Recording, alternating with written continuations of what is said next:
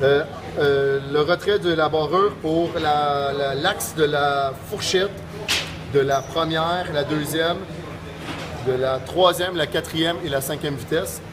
Donc la barrure est ici, à ce niveau-là. Là, je fais juste l'enlever. Rapidement. Donc c'est celle-là. Elle a aussi une genre de bille, un axe. Donc il faut vraiment faire attention pour ne pas être pété. Il y a beaucoup de monde qui les brise. Donc ici on a notre axe.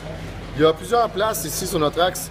Il y a cette place-là ici, une encoche, 3 encoches et une autre encoche ici. Nous autres, ce qu'on doit faire, c'est l'installer sur l'encoche la plus basse, Nadine? Oui. La plus basse ici. Ensuite de ça, ici, on voit, si je pousse l'axe de la troisième et la quatrième, on voit une encoche là. Mais il y en a une deuxième, il y en a 3 ici encore. Fait qu'il faut faire attention. Dans le fond, les encoches sont pareilles, ils sont face à face. Quand on les rentre en dedans, cette partie-là va les coincer entre les deux.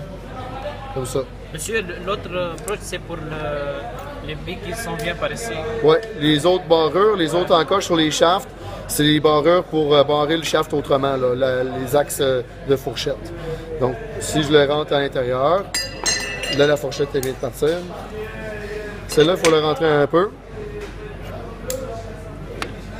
Celle-là, il faut la placer comme ça. Là, on peut les rentrer, on va enlever les boulons pour l'instant. Tu vois, on va mettre la fourchette. Il faut la rentrer dans... ça. Il faut voir aussi qu'il y a une goupille à l'intérieur ici de la fourchette. On voit ici. Allez. Juste là, il y a une goupille. Puis elle va se mettre au niveau ici. Fait que si je la pousse en complément au bout, là, on voit qu'il y a un complément aligné. Juste ici. On voit qu'il y a un complément aligné. Si je la bouge, hop, on la voit plus. Donc c'est ça. Fait que là, il faut faire en sorte qu'on voit correctement nos encoches. Là, je l'ai tourné, je pense. Oui, voilà. c'est comme ça. Là, je l'ai tourné. Ça ici, je peux la rentrer à ce niveau-là. Là, il faut que je la tire. Les autres ici, comme ça. On descend les deux ensemble. Les deux ensemble, là, ils sont fixés, ils ne peuvent plus sortir. Et là, c'est vraiment bien barré. Et là, c'est là où est-ce que... On met les vis. Et on va mettre les vis. Ouais. Et comme je dis dans d'autres vidéos, c'est que c'est de l'aluminium, donc c'est fragile.